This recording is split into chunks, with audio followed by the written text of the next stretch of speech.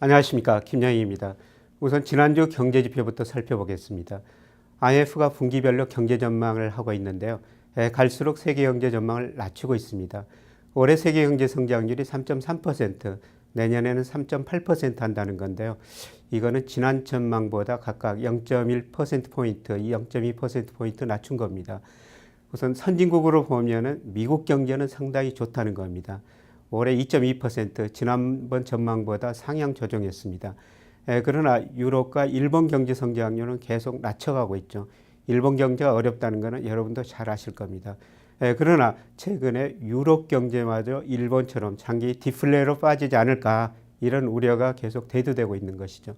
특히 유럽 경제 중에서 독일 경제는 상당히 좋아졌거든요. 그런데 최근에 독일 경제 전망이 계속 나쁜 쪽으로 가고 있습니다. 지난 주말 독일의 국채 10년짜리 수익률이 0.89%, 사상 최저치까지 떨어졌습니다. 이만큼 시장에서는 독일 경제도 앞으로 나빠질 것이다, 이렇게 전망한 것이죠. 아시아 경제는 그만 그 정도 성장한다, 이렇게 전망하고 있습니다. 우리 경제는 IMF가 올해 3.7%, 내년에 4% 성장한다, 이렇게 보고 있는데요. 나중에 좀 말씀드리겠습니다만 조금 낙관적이지 않은가, 이렇게 생각을 합니다. 이런 전망치들이 나오면서 지난주 글로벌 금융시장, 특히 주식시장이 상당히 불안하게 움직였죠. 특히 주식시장 측면에서 보면은 선진국 주가가 많이 떨어졌습니다. 프랑스 주가가 5% 가깝게 떨어졌죠. S&P가 프랑스 국가 신용 등급을 안정적에서 부정적으로 낮춘 영향도 여기에 작용하고 있습니다. 미국 주가도 많이 떨어졌는데요. 특히 미국 나스닥 지수가 한 주간 4.5%나 떨어졌습니다. 미국 주가가 한 주 동안 이렇게 떨어진 것은 2012년 5월 이후 처음 있는 일입니다. 우리나라 코스피는 1.8% 떨어졌는데요. 다른 나라보다 상대적으로 덜 떨어졌습니다만은 하락 추세는 계속 이어지고 있습니다. IMF 전망치를 조금 더 자세히 추세적으로 한번 살펴보겠습니다. IMF에 따르면 1990년대 이후 세계 경제가 평균 3.6% 성장했죠. 올해 3.3%, 내년에 3.8%라면 내년에 과거 평균치 이상으로 성장한다는 겁니다. 그런데 문제는 이렇게 성장하더라도 세계 경제가 능력 이하로 성장한다는 겁니다.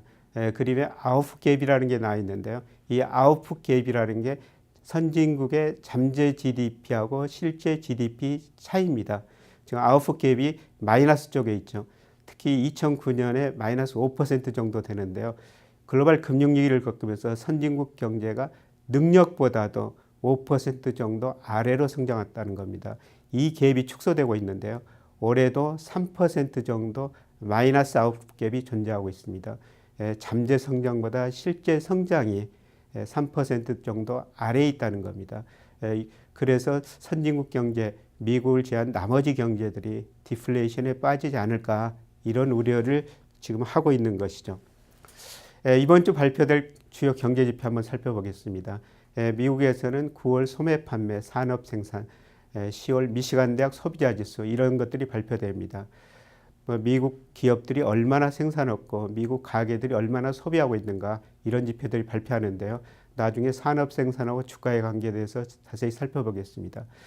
우리나라로 보면은 15일 날 통화정책 방향이 결정이 되는 것이죠. 기준금리를 또 인하할 것인가 아니면 동결할 것인가, 이게 시장의 관심이고요. 이 같은 날 한국은행이 또 분기별로 경제 전망을 해가고 있습니다만은 올해하고 내년 경제 전망을 수정해서 발표할 겁니다.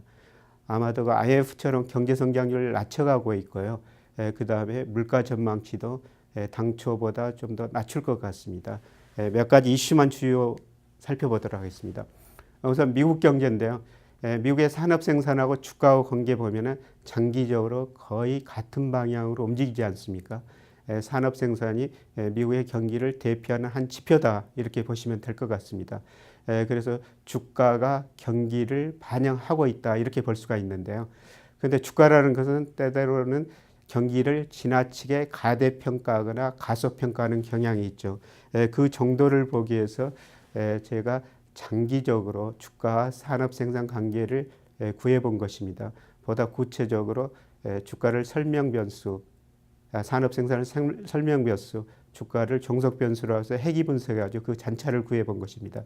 이게 0 이상 있을 때는 주가가 경기에 비해서 너무 앞서갔다. 가대평가 국면이라고 볼 수가 있겠고요. 0 이하일 때는 가소평가 국면이라고 볼 수가 있습니다. 그런데 지난 8월까지 뭐 산업 생산이 발표되고 이번 주에 9월 것까지 발표됩니다만은 8월 것까지 기준으로 볼 때 미국 주가가 경기에 비해서 거의 24% 정도 앞서가고 있습니다. 미국 주가가 경기에 비해서 이렇게 앞서간 것은 2000년 초반에 그때 미국에서 IT 거품이 있었지 않습니까? 그때 이후 처음이라고 보시면 될 것 같습니다. 그래서 미국 주가가 경기에 지금 너무 앞서가고 있다. 그래서 미국 주식시장에 거품 논쟁이 일고 있는 것입니다. 그래서 최근 주가 보면은 굉장히 불안하게 움직이지 않습니까? 어느 날 1% 올랐다가 또 2% 떨어지는 이런 급등락 국면이 반복되는 것은 이런 가대평가 국면을 투자자들이 우려하고 있는 것 같습니다. 그래서 이번 주 산업 생산이 어떻게 나오는가를 좀 살펴봐야 되겠고요. 이제 우리나라 15일 날 금통위가 열려가지고 기준금리를 내릴 것인가 동결할 것인가 이런 걸 결정하는데요. 우선 우리 경제 여건부터 살펴보도록 하겠습니다. 한국은행의 가장 중요한 목표가 뭐겠습니까? 물가죠. 한국은행이 소비자 물가 상승률 기준으로 2013년에서 2015년까지 2.5%에서 3.5% 사이로 잡고 있습니다. 그러나 그림에 나와 있습니다만 최근 물가가 어떻습니까? 목표치 훨씬 아래에 있죠. 지난해 소비자 물가가 1.3% 올랐고요. 최근 올해 들어서 9월까지도 1.4% 상승에 그치고 있습니다. 아마 내년에도 2.5% 넘기는 굉장히 힘들 겁니다. 한국은행이 물가 목표를 너무 높게 잡고 있다는 것이죠. 저는 하루빨리 물가 목표를 수정하는 게 바람직스럽다. 이미 틀렸는데도 계속 고집하고 있습니다. 보다 근본적으로는 우리 경제가 앞으로 인플레이션으로 가는가 디플레이션으로 가는가 이거를 중장기적으로 진단하고 물가 목표를 다시 설정해야 될 것 같습니다. 일부 중앙은행은 중앙은행이 목표한보다 물가 목표가 실제 물가가 물가 목표보다 올랐을 때도 질책을 받고 그 이하일 때도 질책을 받습니다.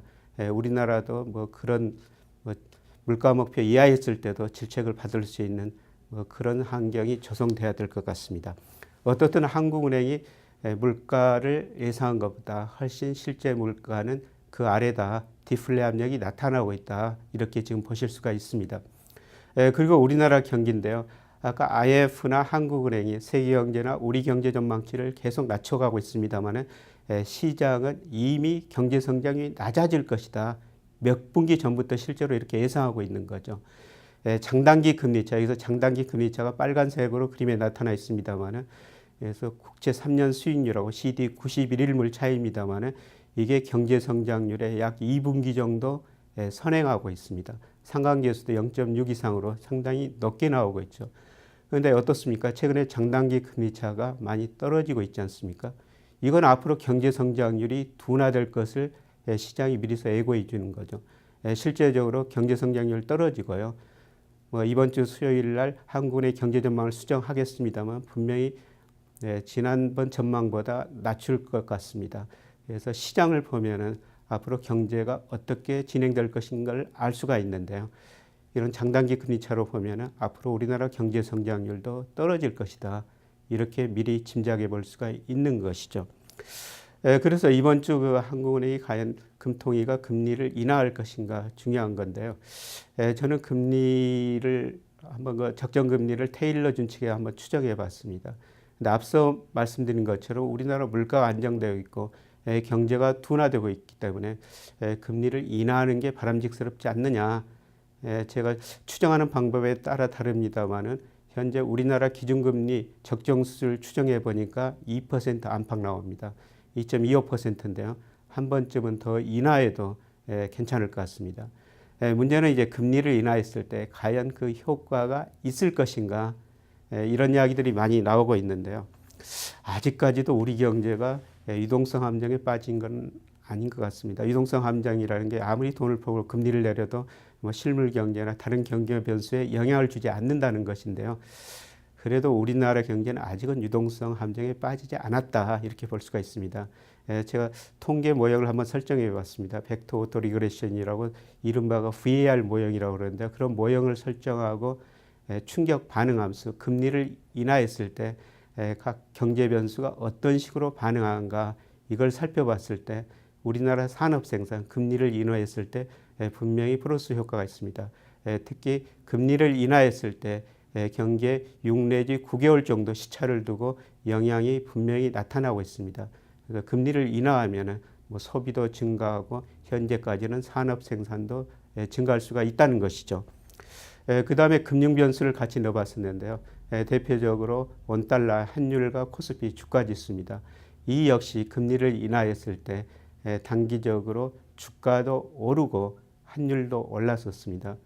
최근에 글로벌 금융시장을 보면은 특히 그 유로화 약세, 엔화 약세되고 특히 엔화가 약세되면서 우리 수출 경쟁력에 많은 그 부정적인 영향을 주고 있지 않습니까? 그런데 이렇게 금리를 내리면은 원달러 환율이 올라가면서 우리나라가 통화가 일본 엔화에 비해서도 어느 정도 강세가 저지될 수 있습니다. 그래서 뭐 국내 경영제 상황 앞으로 경제 성장 둔화되고 물가도 떨어지고 있고 그 다음에 금리를 내리면 환율 방어 효과도 어느 정도 있기 때문에 금리를 인하하는 게 바람직스럽다 이렇게 보고 있습니다. 최근 그 증권시장의 이코노미스트들도 약 80%는 금리 인하를 내다보고 있는데요. 이번 주 수요일 한번 지켜보실 필요가 있습니다. 자, 오늘은 지난주에 발표된 IMF 경제 전망을 먼저 살펴봤습니다. IMF가 세계 경제 전망을 계속 낮춰가고 있습니다. 국가별로 보면은 미국 경제는 상당히 좋다고 평가하고 있지만 특히 선진국 중에서 유럽 경제는 일본식 디플레에 빠지지 않을까 이런 우려를 하고 있습니다. 신흥국가들은 내수 부진과 인프라 부족 등으로 계속 뭐 지지부진할 것이다 이렇게 전망하고 있습니다. 그다음에 이번 주 가장 관심을 가져야 할 지표가 미국의 산업 생산입니다. 미국의 경기가 얼마나 좋을 것인가 이걸 판단하는 지표인데요. 그런데 이 산업 생산하고 주가하고 비교해 봤을 때 경기가 회복된 것은 맞지만은 주가가 너무 앞서가고 있다는 겁니다. 그래서 최근 미국 주식시장 보면은 작은 충격에도 주가가 급등락을 하고 있는 상황이 전개되고 있습니다. 미국 주가가 상당히 거품 상태에 있다는 것이죠. 그리고 이번 주에 한국은행이 뭐 올해하고 내년 경제 전망을 수정해서 발표합니다. 아마 경제 성장률, 소비자 물가 상승률을 낮추게 될 것 같습니다. 그리고 이제 기준금리를 결정해야 되는데요.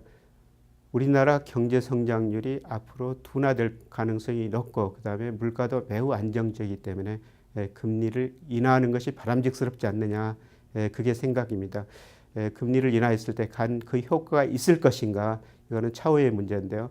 현재까지 제가 분석해 보면 금리를 인하했을 때 우리나라 산업 생산이 증가하고 그다음에 주가하고 환율도 어느 정도 상승하면서 금융시장에도 상당히 긍정적인 영향을 주었었습니다. 이번 주 수요일 날 금통위의 금리 결정을 지켜봐야 될 것 같습니다. 오늘은 이만으로 줄이고요. 저는 다음 주에 보다 좋은 정보로 다시 찾아뵙도록 하겠습니다. 고맙습니다.